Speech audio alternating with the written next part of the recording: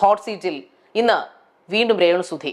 പൊളിക്കൂടാ, എല്ലാം ഞാൻ പൊളിക്കും. Within 24 hours 20 minutes will be exposed bloody fool. Okay പോയിന്റിലോട്ട് വരാം. ഏത് ഷോയ്ക്ക് ചെന്നാലും കുപ്രസിദ്ധിയാണ്. അതായത് ഞാനത് പറയുന്നുണ്ടെന്ന് തോന്നരുത്, ഒരിക്കലും ഇല്ല. പച്ചയ്ക്ക് ഞാൻ പറയുകയാണ്, ഏത് ഷോയ്ക്ക് ചെന്നാലും രേണുവിന് കുപ്രസിദ്ധിയാണ്. താങ്കൾ പച്ചക്കാണല്ലോ പറയുന്നത്, പറഞ്ഞോളൂ.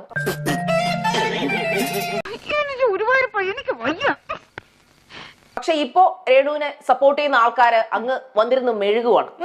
അപ്പോ ആ ഒരു ചീത്ത മുഴുവൻ എനിക്കാണ് കേട്ടുകൊണ്ടിരിക്കുന്നത്. സ്വാഭാവികം. ഒരു അഡ്ജസ്റ്റ്മെന്റ് പോണതാ രണ്ടുപേർക്കും നല്ലത്. ഇല്ലെങ്കിൽ മനഃപൂർവ്വം ഒരു ഹോട്ട് സീറ്റിൽ വന്നാൽ ഒരു പക്ഷേ ഈ ഇന്റർവ്യൂ വെച്ച് അല്ലെങ്കിൽ ഈ ഒരു ഷോ വെച്ചിട്ട് താങ്കൾക്ക് നല്ലൊരു പേര് കിട്ടുമെന്ന് താങ്കൾ കരുതി അങ്ങനെ പ്ലാൻഡ് ആയിട്ട് വന്നതാണോ? അങ്ങനെ പ്ലാൻഡ് ആയിട്ട് വന്നൊന്നുമല്ല. പിന്നെ ഓരോരുത്തരുടെ പ്രേക്ഷകരുടെ ഓരോ എന്താ പറയാ, അവര് വിലയിരുത്തുന്നത് അനുസരിച്ചിരിക്കും നമുക്ക് വരുന്ന ആ ഔട്ട്പുട്ട്. സോ അവര് അങ്ങനെയായിരിക്കും വിലയിരുത്തിയത്. അങ്ങനെ പറയരുത്.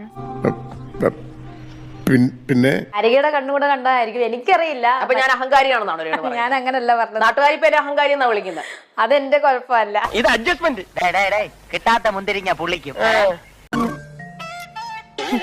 അഹങ്കാരികളെല്ലാം ഇപ്പോഴും പറയുന്നത് ഇങ്ങനെ എനിക്ക് വിനയം ഉണ്ടെന്നാ പറയാറ്.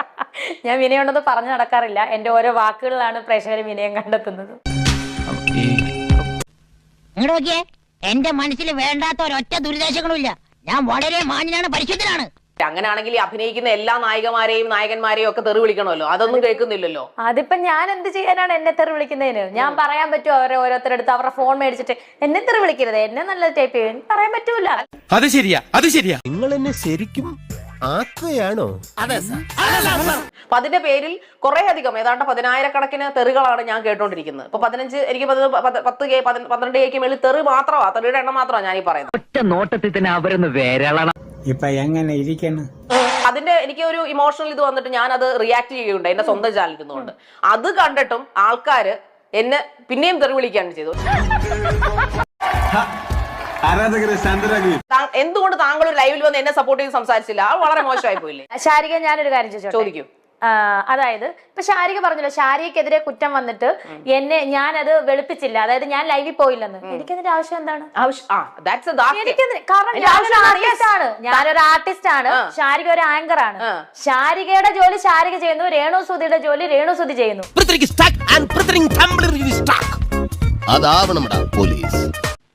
മറ്റൊരു സത്യം കൂടി വെളിപ്പെടുത്താൻ ഞാൻ ഉദ്ദേശിക്കുന്നു. ഇത്രയും ധൈര്യം ഞാൻ എന്റെ ചാൽ ശോഭരാജ് മാത്രമേ കണ്ടിട്ടുള്ളൂ. നിനക്ക് എങ്ങനെ കിട്ടി കുട്ടി ധൈര്യം? സോ എനിക്ക് നെഗറ്റീവ് വന്ന ശാരിക പ്രതികരിക്കൂ. അങ്ങനെ പറയരുത്. എന്റെ കൺട്രോള് വിട്ടു ഈശ്വരാ. ഒത്തില്ല. എന്താണ് ഒത്തില്ല? ആ മൂപ്പര് ഒപ്പിക്കാൻ നടക്കുക.